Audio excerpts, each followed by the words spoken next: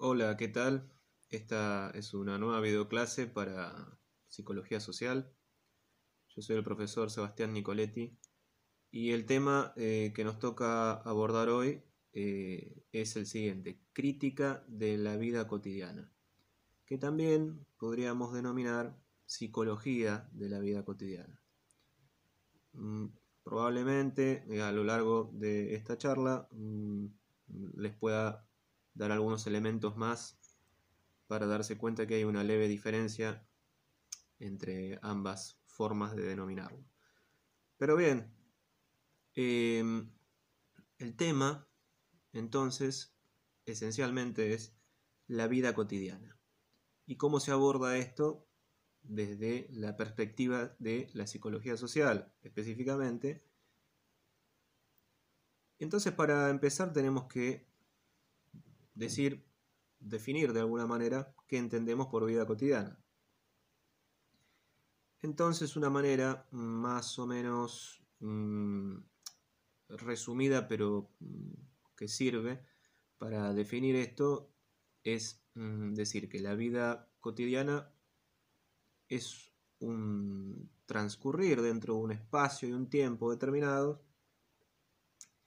que se manifiestan, que están ahí, que podemos verlo, que podemos palpar su transcurrir, y esto se manifiesta de forma más o menos inmediata, es decir, es evidente, de alguna manera es evidente, aunque hay cosas que siempre se nos pasan por encima, y que está plagado, este transcurrir, este tiempo y espacio, esta manifestación evidente de las cosas que transcurren, está plagada de relaciones entre seres humanos, relaciones sociales, que, digamos, se van articulando en función a necesidades. ¿Por qué en función a necesidades? Porque justamente desde la perspectiva del doctor Enrique Pichon Rivière, digamos que las personas, los grupos, la estructura social, ese engranaje social que él denomina, justamente tiene una manera de desenvolverse y de construir vínculos, de forjar interacciones en base casi siempre a la necesidad. Entonces, digamos, estas relaciones que van a establecer los individuos entre sí, que son sumamente complejas, y no solamente entre sí, sino a través de su medio, es decir, del mundo externo, influyendo mutuamente lo externo y lo interno entre el individuo y la estructura, podríamos decir. Esto es lo que va a dar, digamos, finalmente las condiciones para entender a la existencia como algo concreto, que es lo que le interesa a la psicología social y específicamente a Pichon Rivière. Hablar siempre de seres concretos, personas situadas, que tienen un entorno, que tienen un ámbito de desarrollo, y este entorno, estas interacciones y este vincularse en esa trama tan compleja dentro de una época determinada, con una historia, etcétera, que a cada cual de las épocas, digo, le toca lo suyo, es lo que entendemos nosotros como nuestra vida cotidiana, es el transcurrir, ¿no? En ese tiempo y espacio en el que las cosas se van dando, se manifiestan, donde nosotros abordamos nuestra vida de la manera que podemos, que vivimos, que nos desarrollamos, que tenemos familia, trabajamos, que tenemos amigos, que cultivamos distintos intereses, etcétera, etcétera. Y que además nos toca atravesar digamos, sobre nuestra propia experiencia, vivirlo sobre nuestra propia piel, todas las vicisitudes que esto conlleva, ¿sí? Porque no es algo que esté plagado, digamos, no es un camino plagado de rosas, ¿no? El vivir la vida cotidiana, sino que también tenemos que vivir ese transcurrir de ese tiempo y espacio y esa manifestación de cosas que se van mostrando justamente a través de las relaciones y las interrelaciones que no siempre son agradables y a veces nos toca padecer, sufrir, tener mucha angustia, sentir miedo, sentir desamparo, etc. Bueno, todo esto forma parte de lo que denominamos a grandes rasgos vida cotidiana.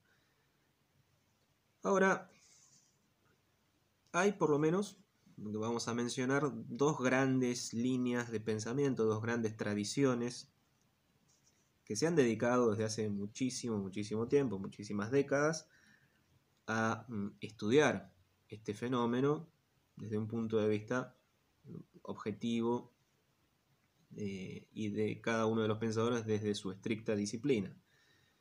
Estas dos grandes tradiciones teóricas que se han encargado de pensar la vida cotidiana, las vamos a mencionar a modo de antecedentes. No vamos a profundizar demasiado en ello, pero sí las vamos a mencionar. Bueno, estas dos grandes tradiciones son, por un lado, una tradición filosófica vinculada con la fenomenología, y por otro lado, una tradición también filosófica, pero con un aspecto mucho más sociológico, histórico e incluso político, que es el marxismo. Entonces, por un lado, la fenomenología, por otro lado, el marxismo, han sido las dos grandes tradiciones que se han dedicado a pensar este tema, como les digo, desde hace ya muchísimas décadas. No vamos a introducirnos en los autores que representan la línea fenomenológica porque nos llevaría mucho tiempo y sería muy complejo, pero piensen ustedes desde Husserl en adelante, siguiendo por Martin Heidegger. Podríamos mencionar a Schutz, a Berger y Luhmann, mucho después, ¿no? Algunos años después, etc. Es toda una corriente de pensamiento que parten desde la filosofía, más precisamente desde la fenomenología, para pensar esto de la vida cotidiana, ¿no? Y cada uno hará su aporte. Desde el punto de vista del marxismo, si bien hay autores, por ejemplo como Lukács, que se han dedicado al tema, sin embargo el que más nos interesa a nosotros mencionar, aunque sea a modo de antecedente, y más aún teniendo en cuenta que era uno de los autores preferidos de Enrique Pichon Rivière, es Henri Lefebvre.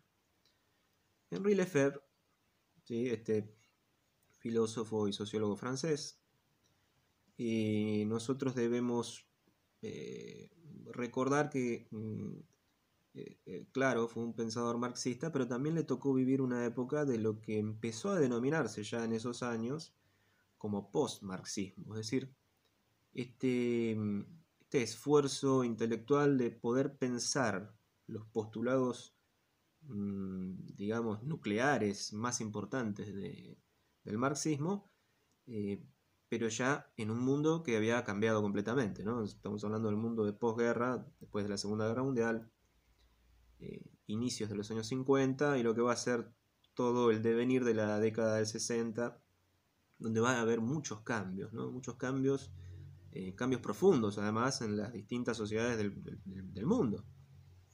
¿Sí? Va a haber, digamos, de a poco, gradualmente, y a veces no tan gradualmente, sino que a veces más de forma inmediata, a través de pequeñas revoluciones sociales, siempre estamos hablando. El mundo va a entrar en un periodo de constante cambio. Y lo que conocíamos con anterioridad, o lo que las personas recordaban de sus vidas, de la vida de sus padres, de sus abuelos, ese mundo cambiaba completamente y empezaban a quebrarse estereotipos y a haber nuevas reformulaciones y nuevas cosas que poner a pensar, ¿no? Cambios muy profundos en lo social, lo económico, lo político, incluso hasta, por supuesto, ¿no? En lo cultural. Bien, Henri Lefebvre entonces va a ser un autor central que va a tocar este tema, va a pensarlo, va a escribir dos libros sobre el tema. El primero de ellos lo publicó en 1947 y se tituló Critique de la vie quotidienne. Este libro después tuvo una segunda parte con el mismo título, pero con un subtítulo que ya digamos, nos adelantaba su su contenido, su pretensión, ¿no? Que era Fundamentos de una sociología de la cotidianidad. Entonces vemos que Lefebvre, digamos, se metió de lleno en este tema. En español hubo que esperar varios años para que aparezca este libro. Lo hizo finalmente a finales de la década del 60. Un compendio más o menos de los dos anteriores que se llamó La vida cotidiana en el mundo moderno, publicado en España. Bien, entonces, ¿por qué es importante mencionar a Lefebvre?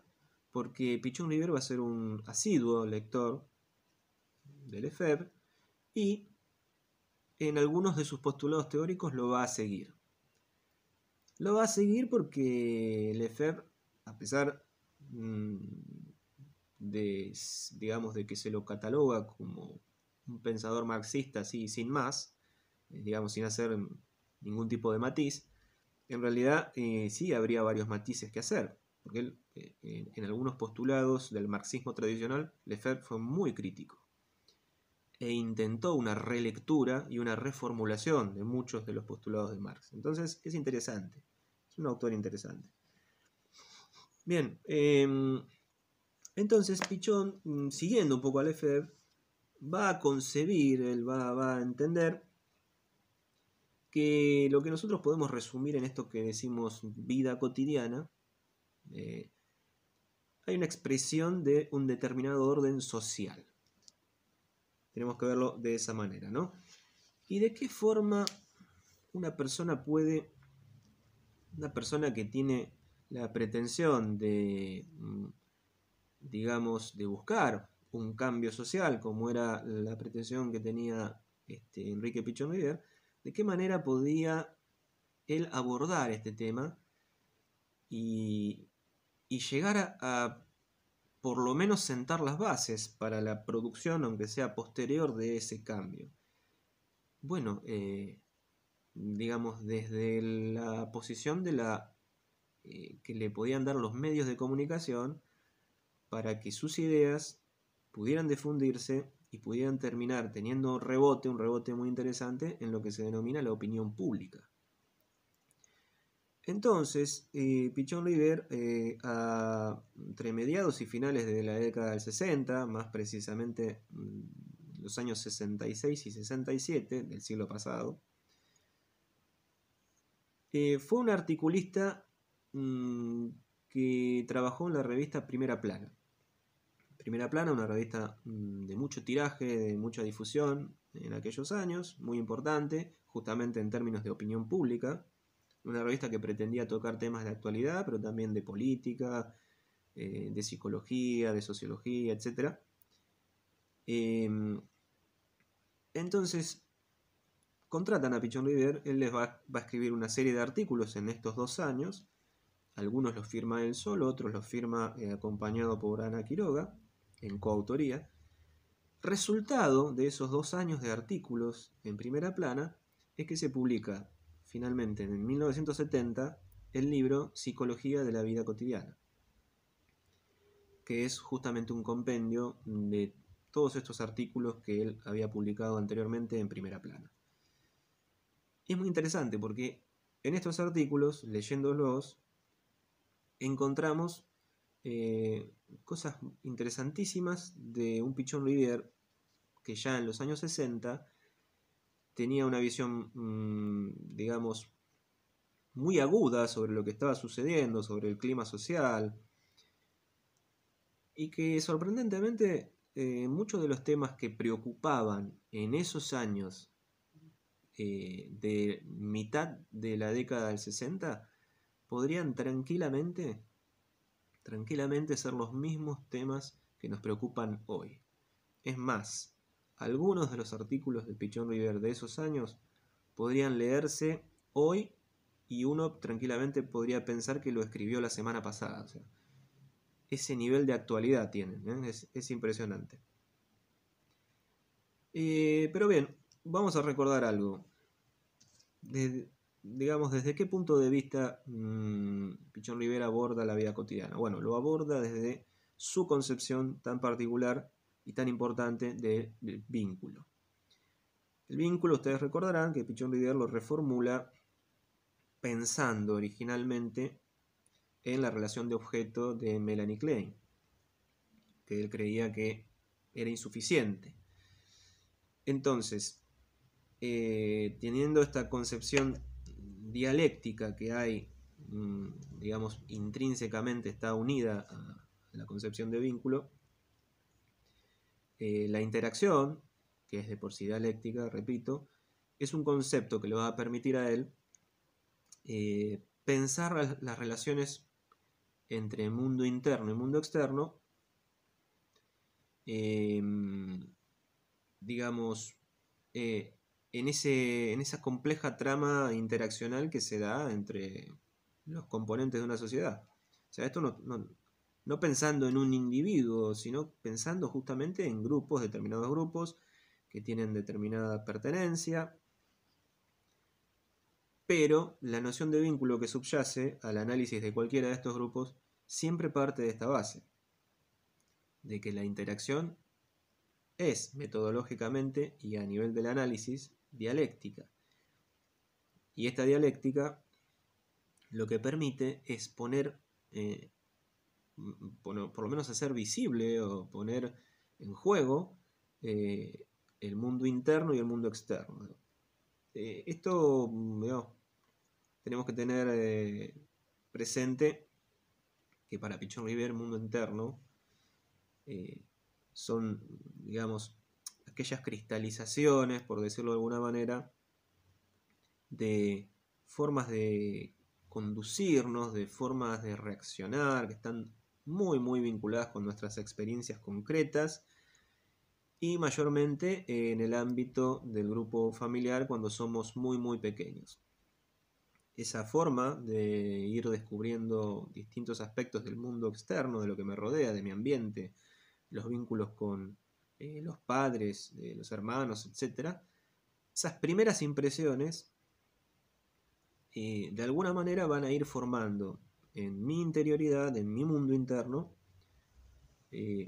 una idea basada en mi propia experiencia sobre aquello que yo percibí e introduje dentro de mí, proveniente de un afuera, que es en principio objetivo porque está ahí, porque no soy yo y porque está fuera de mí, pero que sin embargo yo debo, para asimilarlo, para aprenderlo, debo de alguna manera traducirlo o decodificarlo para que eso finalmente yo pueda comprenderlo y hacerlo propio, hacerlo carne en mí. Esta relación entre mundo interno y mundo externo es muy interesante porque también está a la base de aquella vieja dicotomía entre sujeto y sociedad. Dicotomía que nosotros sabemos que en términos de antinomia, es decir, en términos muy dicotómicos, cuando se quiere tomar esto de sujeto y sociedad como cosas que se repelen, en realidad Pichon Rivière piensa lo contrario.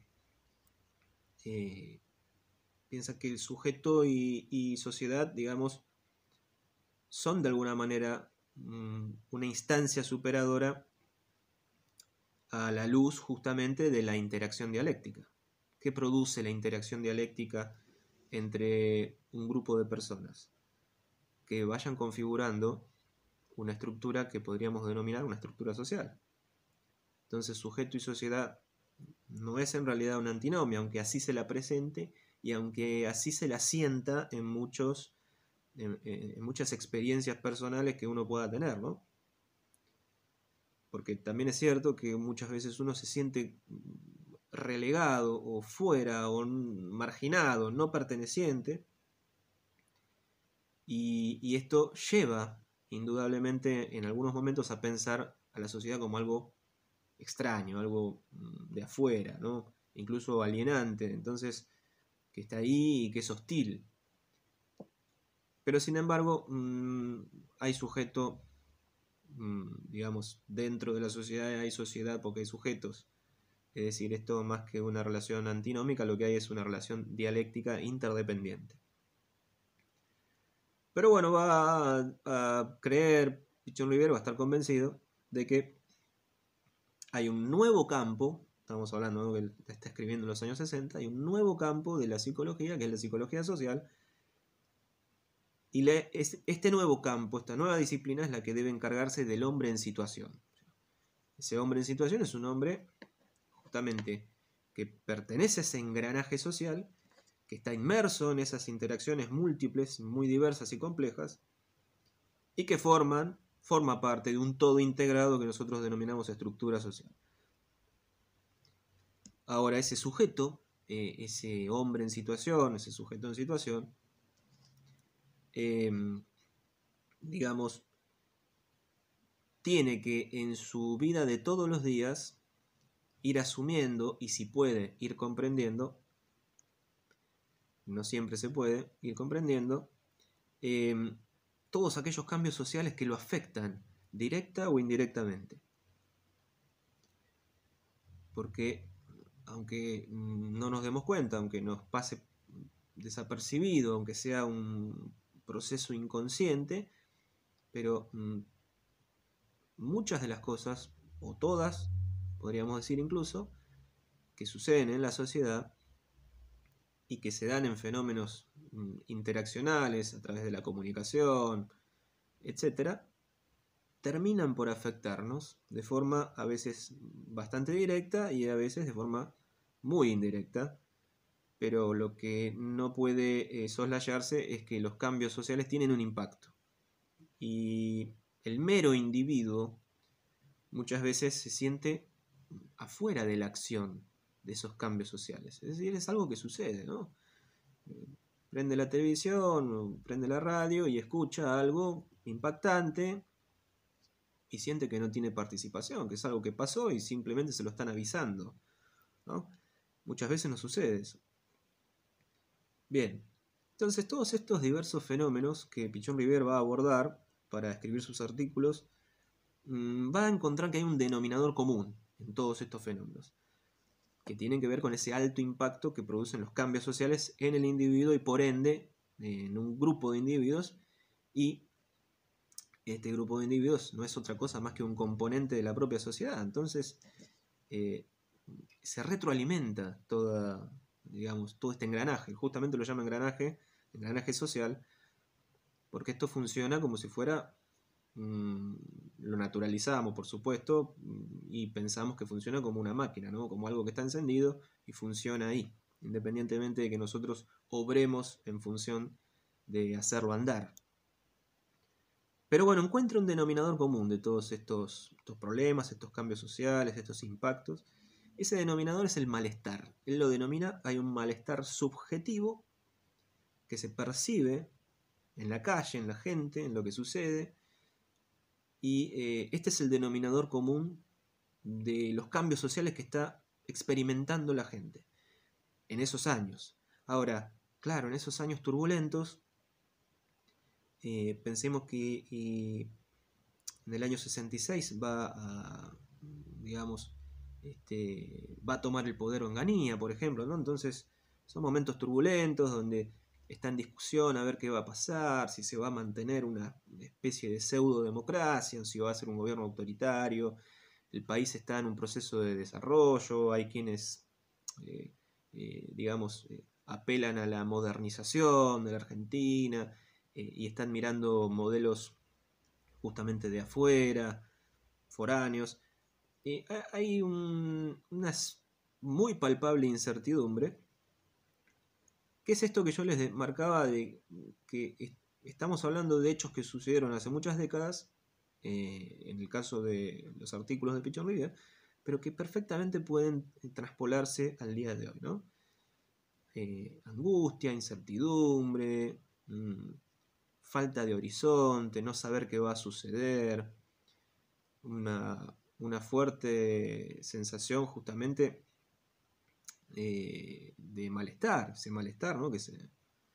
La gente está violenta, está mal, está preocupada, hay muy poca tolerancia en relación a cualquier cosa que tenga que ver con lo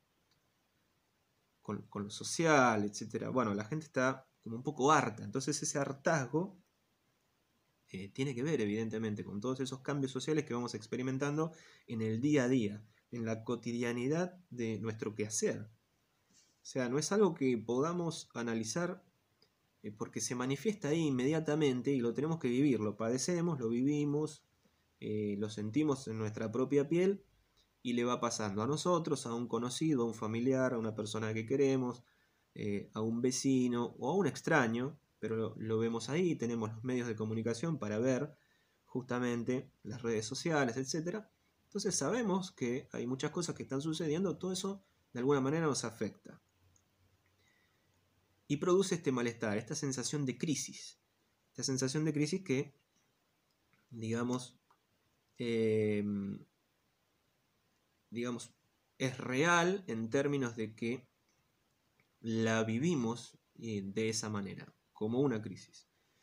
Y en casos particulares, cada uno, esa crisis profundizará más o menos, pero es palpable. Entonces estamos hablando entonces ya no de una sensación, sino de un sentimiento de crisis. Es decir, una cosa es que uno diga, bueno, tengo la sensación de que hace frío. Y otra cosa es decir, no, siento un frío terrible. Son dos cosas diferentes.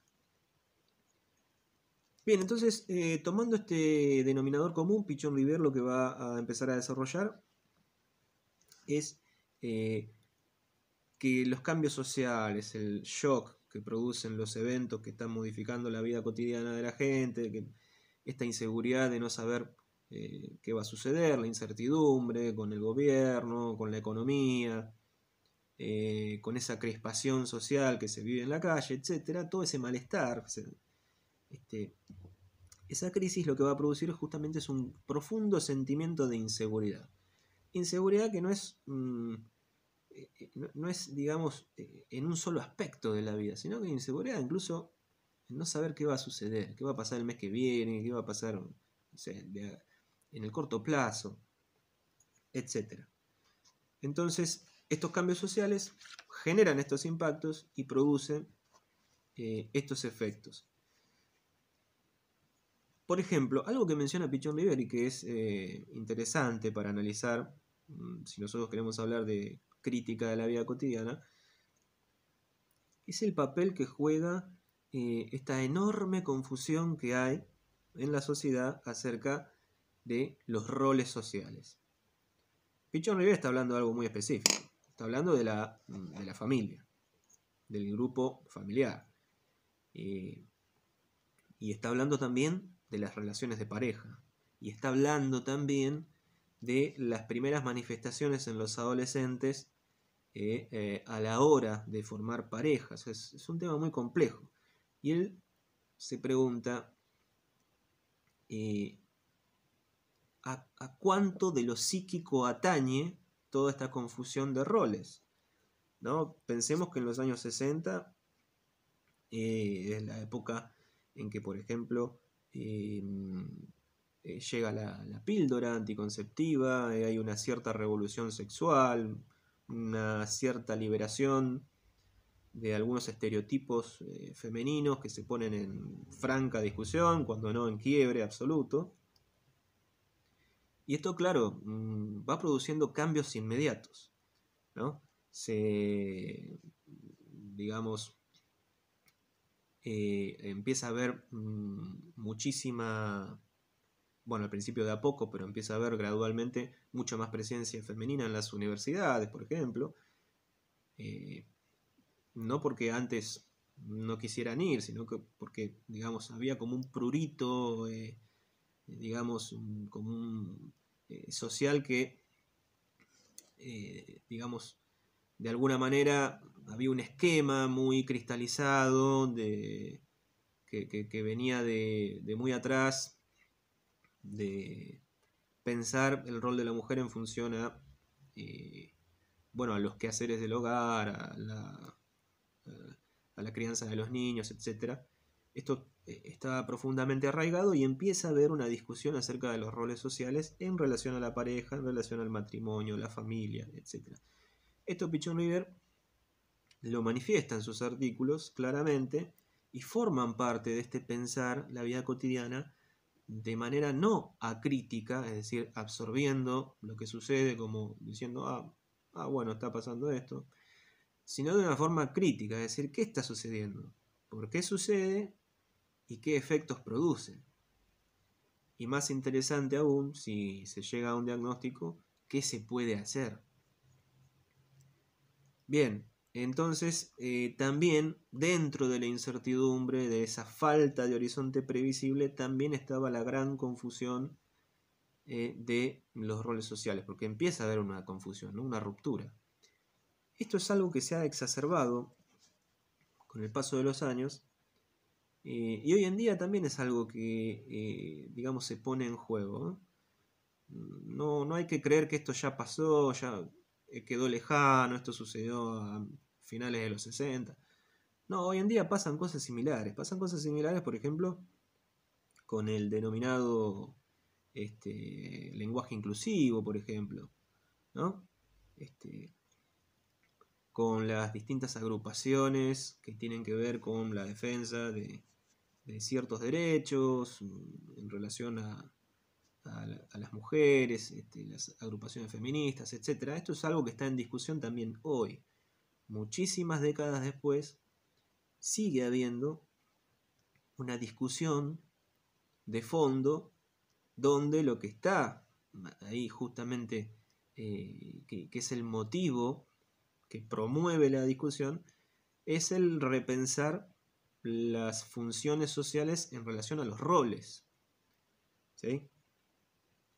Entonces esto es algo que Pichon Rivière advierte en los años 60, pero que hoy, en pleno siglo XXI, esto es algo que, digamos, sigue dando para la discusión y sigue siendo un motivo para pensarlo desde muchos aspectos, desde aspectos sociológicos, filosóficos, los aspectos concretos de la vida cotidiana, ¿no?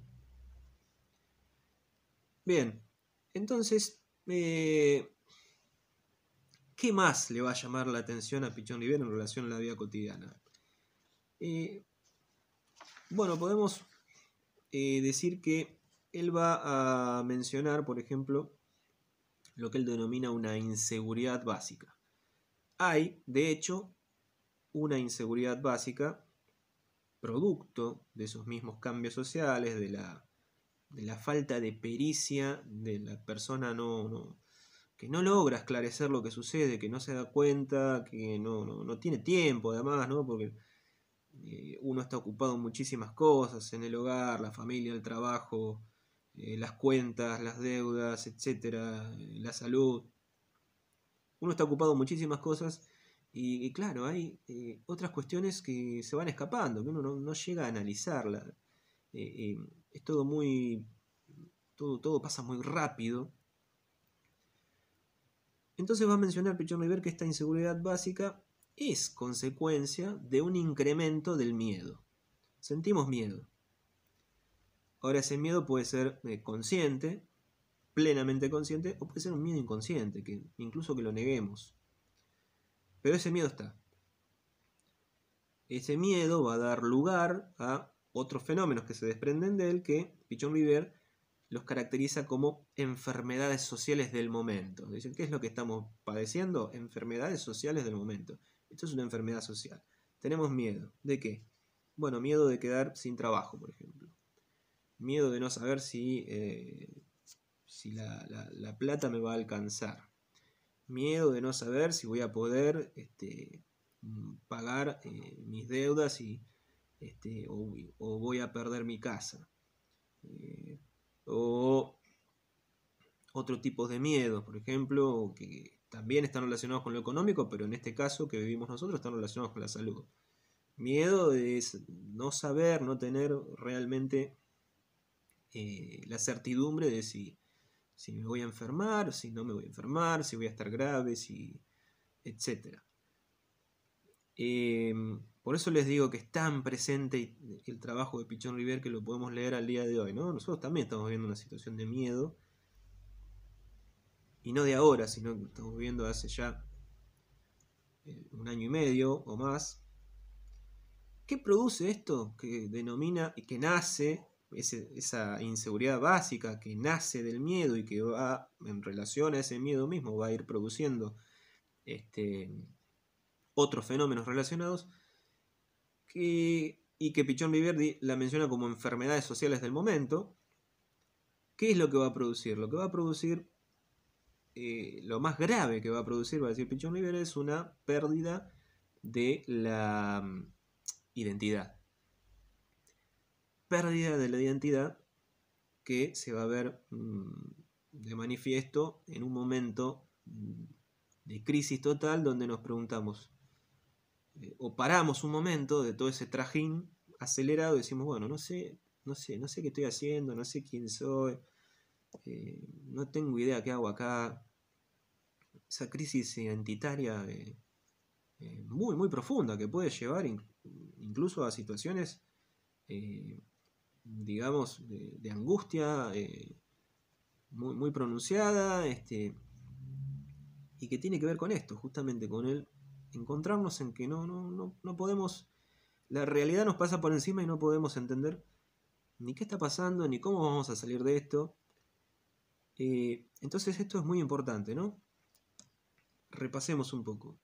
Inseguridad básica, promovida o originada por ese miedo además, consciente o inconscientemente, produce otros fenómenos alternos, y esto nos lleva en una situación crítica y muy aguda a una suerte de pérdida de la identidad. El no saber quiénes somos, no saber más quiénes somos. Yo ya no sé más quién soy, no sé qué hago acá, no sé. Entonces, llegar a ese momento es un momento, ¿no?, de suma angustia, de suma tensión. Ahora, Pichon Rivera observa que mucha gente, inconscientemente, cae en esta situación, en esta crisis identitaria de no saber quién soy, qué hago ni qué voy a hacer, y trata de resolverla de maneras que son materiales, externas, y que tienen que ver con lo simbólico y con un capital que está vinculado más que nada a los roles y el estatus social. ¿De qué habla él cuando está hablando de esto? Habla, por ejemplo, del consumo. ¿Sí? La Argentina de los años 60 se había convertido en un país que intentaba modernizarse, intentaba desarrollarse, intentaba copiar modelos económicos foráneos, e intentaba darle una inyección muy importante al consumo. En la publicidad, en las marcas, las grandes marcas, lo que promocionaban era consumir. Y el consumo de determinadas marcas, esto sigue siendo igual en el día de hoy, o sea, no ha cambiado demasiado. Esto de acto de consumición, de consumir, va a observar Pichon Rivière, que está, digamos, marcándole de alguna manera pautas al sujeto. En muchos casos estas pautas son, digamos, inconscientes, son subliminales. Entonces el sujeto, digamos, de alguna manera, se encuentra en esta situación donde está confundido, con mucha incertidumbre, donde está dudando de su propia raíz identitaria. A través del consumo, lo que esto le ofrece es aspirar a formar parte de algo. Aspirar a formar parte de algo significaría, por ejemplo, bueno, digamos, yo entiendo que formo parte de un grupo social determinado si consumo determinadas cuestiones, ¿no? Si me visto con determinada ropa de determinada marca, si consumo una determinada música, si tengo la posibilidad de comprarme un determinado auto, incluso si me mudo, por ejemplo, a un barrio y tengo la posibilidad de comprarme una determinada casa, etc. Todas estas cuestiones que tienen que ver con el consumo, observa Pichon Rivière, que están muy vinculadas a esta búsqueda de pertenencia, pertenecer a un grupo. Muchas veces se consume entonces digamos, en aras de buscar una pertenencia grupal, ¿no? Los que escuchamos determinada música somos así, los que escuchan la música contraria son de otra manera, y ahí se generan, ¿no?, discusiones a veces muy absurdas. Esta lectura sociológica que va a hacer Pichón River, sociológica y psicológica que va a hacer Pichón River sobre el consumo, también está muy marcado en lo que él entiende que es la apoyatura, una de las apoyaturas principales del consumo, que es la moda. La otra apoyatura principal son los medios de comunicación. Para formar opinión es necesario que las ideas se difundan, y para que las ideas se difundan es necesario los medios de comunicación. Entonces, en psicología social los medios de comunicación son muy importantes. Son muy importantes. No solo por la teoría comunicativa en general, sino porque es nuestra forma en el mundo moderno, contemporáneo en el que vivimos, es nuestra forma de relacionarnos. Nosotros nos relacionamos a través de tecnología hoy en día, a través de redes sociales, y muchas de las cosas que sabemos las sabemos porque nos las han contado. ¿Quién nos cuenta las cosas? Algo que se difunde de boca en boca, pero fundamentalmente lo que vemos en los medios, lo que leemos, lo que consumimos, lo que escuchamos, etc. Es importantísimo entender que los medios de comunicación es un ángulo que hay que estudiar y que hay que prestarle muchísima atención. A mí me sigue sorprendiendo cuando vemos alguna clase sobre medios de comunicación y la gente me pregunta, después de tantos años me siguen preguntando, profesor, ¿para qué vemos esto? ¿Para qué vemos la historia de la radio, de los diarios, de los medios masivos? Bueno, yo trato de contestar de la forma más educada posible, ¿no? Pero bueno, cuando te preguntan algo así, ¿qué psicología social es posible si uno no estudia los medios? Es realmente, justamente, es algo que es un puente que nos vincula a muchísimas cosas, que genera impacto, que genera opinión, y al generar opinión, la opinión pública moviliza a la gente a actuar de determinada manera. Dentro del ámbito del estudio de las conductas no hay nada más importante ni nada más interesante. Va a decir Pichón Rivera entonces que, claro, esto es una posibilidad que tienen algunos, ¿no? De consumir y de pertenecer a un grupo en relación a su nivel de consumo y su rango y estas distintas marcas sociales que nos pueden a nosotros ubicar en un grupo o en otro. Bueno, esto es una salida, pero esta salida no es una salida terapéutica, sino que es una salida, digamos que si no tiene un debido control y no hay un momento de esclarecimiento donde nosotros nos damos cuenta de por qué estamos consumiendo y por qué nos desvivimos trabajando para poder pertenecer a un grupo o a otro, si eso no es esclarecido, con el tiempo incluso se incrementa, esto puede derivar en un resultado patológico. Entonces es importante. Para la salud mental esto es muy importante, darse cuenta y al menos por lo menos pensarlo, ¿no? Ahora, frente a esta pérdida de identidad que mencionábamos antes, aparece otro factor que Pichón River lo ve latente en la calle. Son tiempos muy convulsos, son tiempos altamente politizados, los de la década del 60, y nosotros podemos hacer la traspolación al día de hoy, ¿no? Que vivimos una época muy, muy similar. Es muy similar acá en la Argentina del siglo XXI a la Argentina de los años 60. Francamente es muy similar. Porque es muy convulsa, está llena de cambios, está llena de incertidumbre, no se sabe para dónde van a disparar, es una cosa increíble, hay que vivir el día a día, hay que tener cuidado, hay que hacer un esfuerzo tremendo y hay que tener una salud mental a prueba de balas, ¿sí? Francamente. Lo que se va a dar cuenta Pichón River es que a los que se van marginando, los que van quedando marginados de la sociedad, los que no tienen suerte, los que vienen a probar, intentando ganar una mayor movilidad social, vienen del interior y vienen a Buenos Aires, vienen con el sueño de poder trabajar, de poder estudiar, etc.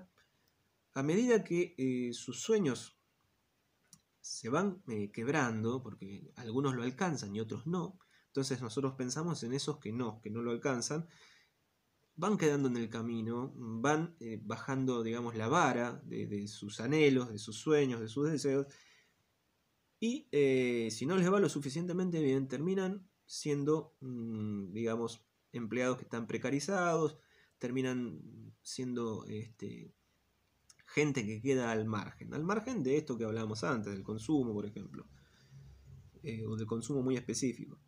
¿Qué sucede con esta gente que se siente despersonalizada, que está lejos de su hogar, que las cosas no le han ido bien, que no ha podido cumplir sus sueños, que la ciudad le resulta de cierta manera hostil y que se sienten que han quedado marginados? Bueno, estas personas están huérfanas, están desamparadas y se sienten que están sin identidad y que están solas.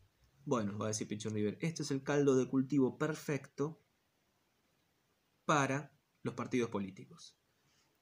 ¿Por qué? Porque el partido político va a buscar en ese grupo social, en ese grupo humano, a sus adeptos, a sus partidarios, y los va a tomar para que militen. Y esa militancia, si no es bien enfocada, si no es bien direccionada, puede radicalizarse. Y estos grupos, cuando encuentran un liderazgo que no es lo suficientemente responsable, va a decir Pichon River, sus actos, que comienzan teniendo un anhelo, un sueño de cambio, un anhelo político que es justificable y que además no tiene nada de malo. Sin embargo, si esto se sale de las manos, si el liderazgo no es responsable, estos mismos grupos terminan por generar violencia. Esto es muy interesante, ¿no? Es un análisis del año 1966, 1967, pero podemos perfectamente leerlo como si estuviese escrito la semana pasada.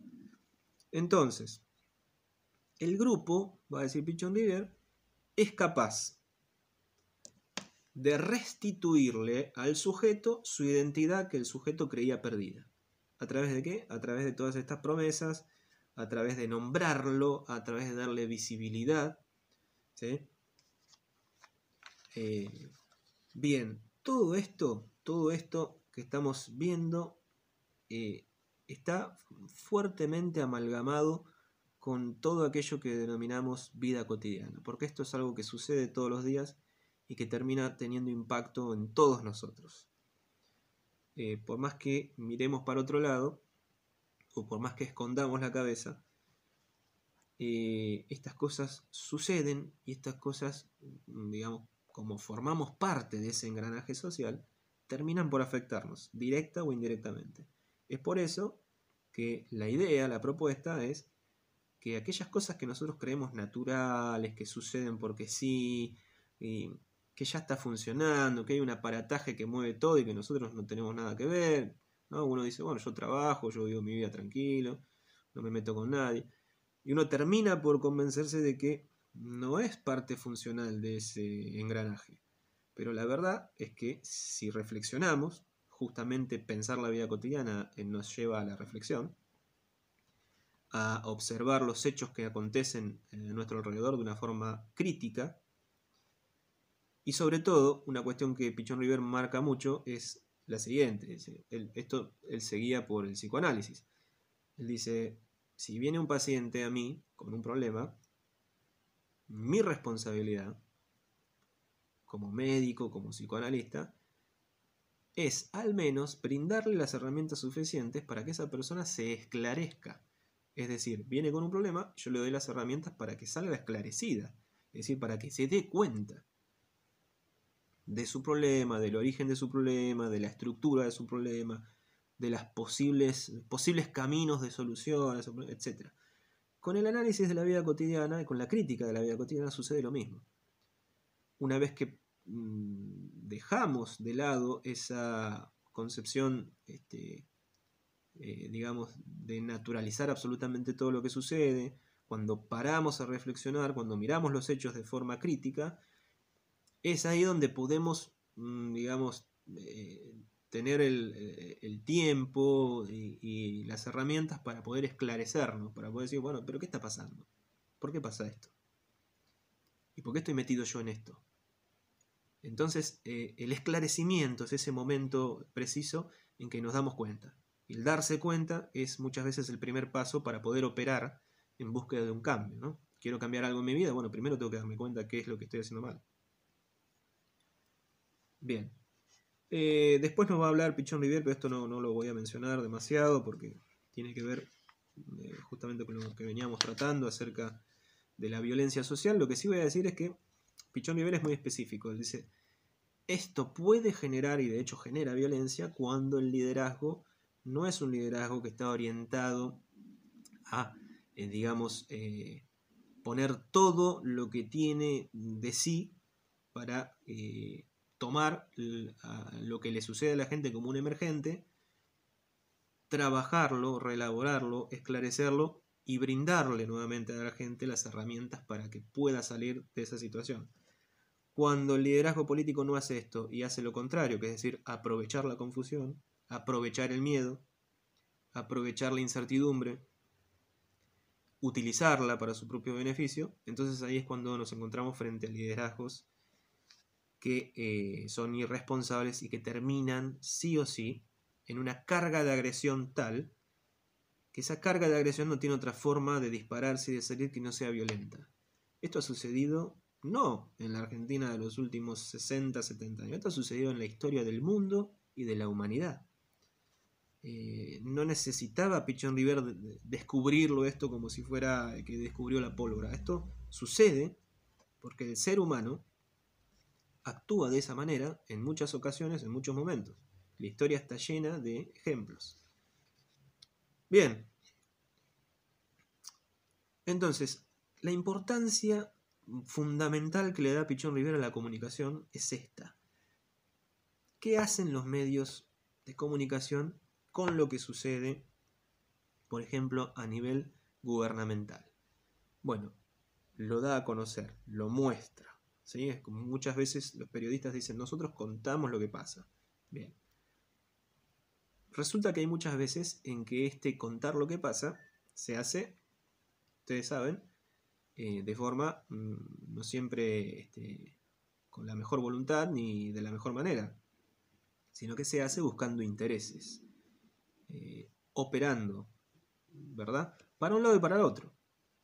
O lo que se muestra está todo mal, o lo que se muestra está todo bien. Esto también lamentablemente nos hemos acostumbrado bastante.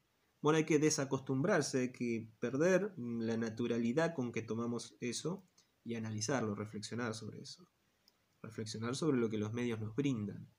Porque esa información puede ser en realidad desinformación y ponernos en una situación peor. Entonces, es muy interesante para Pichón Rivière analizar, como psicólogo social, aquello que brindan los medios, tomarlo siempre con pinzas, analizarlo, buscar la raíz, los orígenes, el interés. Yo siempre que vemos medios de comunicación, por ejemplo, siempre le digo a la gente, ¿quieren saber cómo opina tal diario o tal canal de televisión? Bueno, busquen quiénes son sus accionistas. Busquen quiénes son sus dueños. Y fíjense cuál es la historia de vida de esos accionistas o de sus dueños. Ahí nos vamos a dar cuenta entonces para dónde tira ese medio en general. ¿Sí? Haciendo esa investigación es una de las primeras, digamos, acercamientos para uno darse cuenta, bueno, para dónde va. Este canal para dónde va. Tira para allá, tira para acá, no sé. Eso es un ejercicio que hay que hacer, porque no, muchas veces esas cosas se nos pasan y no nos fijamos en esos detalles. Pero bien, volvamos a esto de los medios de comunicación.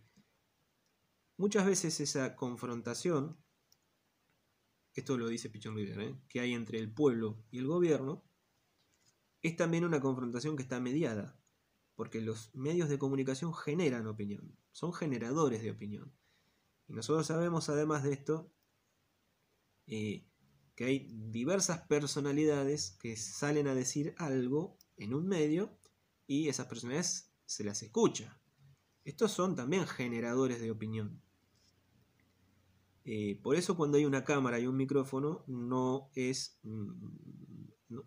digamos, muchas veces no es gratuito lo que se dice, porque eso puede tener repercusiones. Y si la información se brinda de manera irresponsable, puede generar mucho más crispación y una acumulación agresiva que va a devenir en violencia, que es absolutamente innecesaria muchas veces. Entonces va a decir, esto produce situaciones de tensión social. Digamos, ¿qué es lo que se pierde? Se pierde fluidez. Se pierde fluidez en la comunicación. Cuando el gobierno comunica mal, a destiempo, y se ahorra detalles, la gente se siente que no le están diciendo todo, o le están diciendo las cosas por la mitad, o directamente le están mintiendo. Entonces, estos pequeños detalles de la fluidez en la comunicación y de la objetividad en aquello que se comunica, la transparencia, ¿sí?, diríamos hoy, es muy importante para evitar esas situaciones de tensión social que muchas veces son imposibles de atajar, ¿sí? Entonces la comunicación coexiste y es cooperante, va a decir Pichon Rivière, con el aprendizaje de la realidad. Nosotros no podemos entender la realidad si constantemente nos están mandando mensajes equívocos o desinformación. Eso, digamos, opera de forma contraria a nuestra comprensión de la realidad y nos termina por poner peor. Entonces esto es muy importante. Si no nos brindan la información lo más limpia posible, entonces nosotros tenemos que hacer ese trabajo crítico de buscar, de ver distintas fuentes, de comparar, de ver, bueno, a ver, ¿quién dijo esto? ¿Cómo lo dijo? ¿Por qué lo dijo? ¿A quién se lo dijo? ¿Y qué dijo el otro medio? Ah, y el otro diario que es opositor, ¿qué dijo? Y este que es oficialista, ¿qué está diciendo? Y cuando yo junto toda la información, puedo, con un esfuerzo, sacar mi propia opinión. Esto es importante. Esto es importante. Bueno, entonces, va a decir Pichon Rivière, esa percepción deformada que nosotros podemos llegar a tener de la realidad, muchas veces se va a transformar en montos de ansiedad tan grande que a nosotros en algún momento determinado nos es necesario depositarlo en otra cosa, ¿sí? Esto es como cuando uno dice, bueno, imagínate que toda tu ira, toda tu bronca la depositas en un objeto y ese objeto lo tirás lejos. Bueno, en esto está la misma idea presente, ¿no? O sea, los montos de ansiedad crecen descomunalmente y esto evidentemente en algún momento nos es necesario sacarlo afuera, depositarlo en otra cosa, en un objeto, en una persona, en una idea, etc. Iba a decir, los medios y la política saben esto. Y como saben esto y lo conocen muy bien, entonces lo que generan para el propio caldo de cultivo es el rumor. El rumor también forma parte de la vida cotidiana. Iba a decir Pichon Rivière textualmente, el rumor es un arma en la guerra psicológica, la más contundente si se la emplea en el momento preciso. Fomentar la autoimagen de una nación o de un sector son objetivos del rumor en manos del político. Bien, entonces esto es muy interesante. Ahora, una sociedad integrada que, digamos, tenga la posibilidad de transcurrir su vida cotidiana de la forma menos alienante posible, va a decir Pichon Rivière que es aquella que tiene la posibilidad de, digamos, desde una perspectiva dialéctica, de comprender todos estos, digamos, todas estas trabas, todos estos palos en la rueda que vamos teniendo día a día, poder, digamos, reflexionar sobre ellos de manera dialéctica. ¿Para qué? Para poder, de a poco, aunque sea de a uno de esos problemas, ir dando un pequeño salto cualitativo. ¿En búsqueda de qué? En búsqueda de un cambio. Entonces él dice, ¿cuál es la función del psicólogo social en todo esto? Bueno, la función del psicólogo social en todo esto es intervenir. Intervenir, formar grupos y tratar de brindar las herramientas posibles para que ese grupo piense su propia realidad, afronte esos problemas, trate de resolverlos dialécticamente, que es la única manera que entiende Pichon Rivière, al menos metodológicamente, con la cual uno puede aprender de todos esos obstáculos e internalizarlos y hacerlos formar parte de su vida para cualitativamente superarlos. Y es la única forma de buscar un cambio planificado que pueda al menos darnos la chance de cambiar la realidad que nos toca vivir. Ahora, esta es la idea. Esta idea se hace. ¿De qué manera? Con muchísimo esfuerzo, con muchísimo trabajo y a través de un método científico, a través de las ciencias sociales y específicamente, lo que a nosotros nos importa, la psicología social. Va a decir, la psicología social desempeña entonces un papel importantísimo justamente en el manejo y resolución de los conflictos. Si nuestro trabajo está relacionado con el manejo y resolución de conflictos, entonces las condiciones con las cuales nos encontramos en el día a día tenemos que saber utilizarlas como herramientas de nuestro propio trabajo. Es decir, bueno, todo es un lío terrible. Hay problemas por todos lados. La gente está mal. Bueno, ¿qué hacemos con todo esto? Tomemos esos elementos para ver de qué manera los trabajamos. Justamente esas condiciones reales son las condiciones que forman nuestra vida cotidiana. Tenemos que abordarla. De esa manera tenemos que abordarla. No mirando para otro lado, sino tomando el obstáculo, tomando el problema para tratar de abordarlo. Entonces, en un grupo donde va a haber, de antemano ya conocemos que va a haber diversos intereses, el poder, digamos, conciliar los intereses propios con los intereses del otro, nos va a ir ayudando justamente en, aunque sea paulatinamente, ir eliminando esos niveles de conflictividad que hacen que, bueno, que muchas situaciones de la vida sean insoportables. Entonces, posibilitar el progreso, digamos, de un abordaje de la vida cotidiana que sea mucho más sano, que sea mucho más aceptable y que genere menos angustia, menos depresión, menos dolor, menos miedo, se inicia, tal vez sea el primer paso, a través de esto, a través de la baja de la conflictividad. Ir bajando los niveles de conflictividad, ¿cómo? Operando en grupo, interviniendo en la realidad y abordando los problemas para poder encontrar una solución juntos. ¿Sí? Esto es, digamos, lo que busca es una integración, ¿no? En vez de desintegrar y de dividir, buscar la integración, ¿no? Que está a la idea justamente de la dialéctica, está a la base de la idea fundamental que encierra el concepto de dialéctica.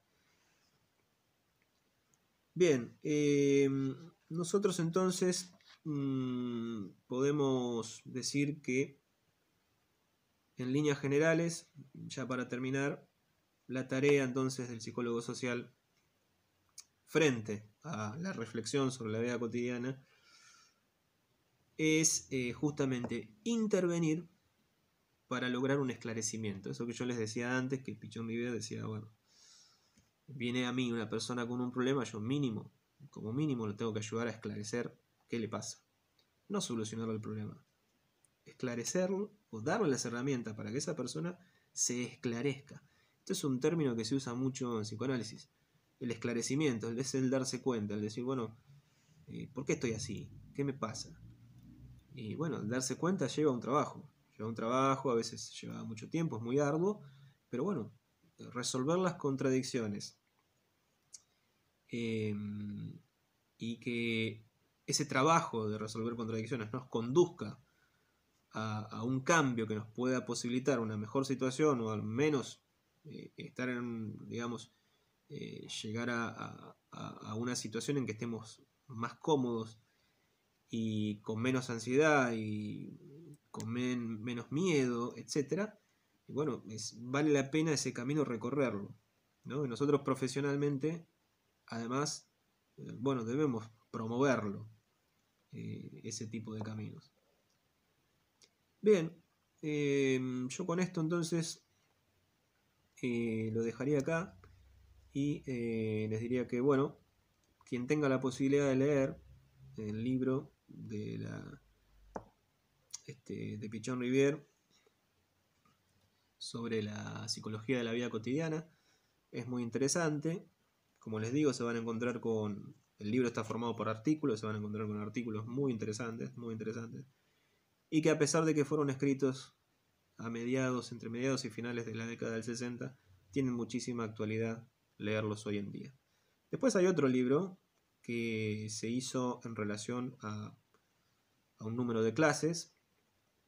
Este libro ya es de Ana Quiroga, digamos, aunque Ana Quiroga interviene en el libro de Psicología de la Vida Cotidiana, este otro es de Ana Quiroga junto con Racedo, Josefina Racedo, y se llama Crítica de la Vida Cotidiana. Es un libro que está hecho en base a clases que dictaba en su época Ana Quiroga, y que después constituyó un libro. Este libro también es muy interesante, es recomendable.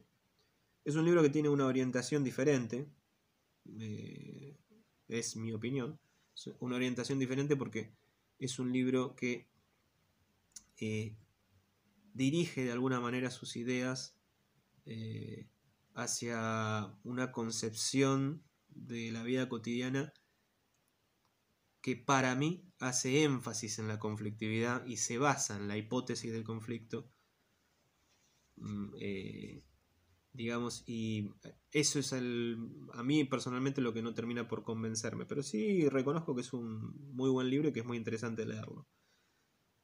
Pero bien, bueno, con estas recomendaciones literarias, los libros de Pichon Rivière ustedes saben que son siempre difíciles de conseguir, están agotados, los pueden conseguir usados, pero muy caros. Pero bueno, es así. Así que bueno, con esto me despido, los dejo. Nos veremos en una próxima videoclase. Muchas gracias y hasta luego.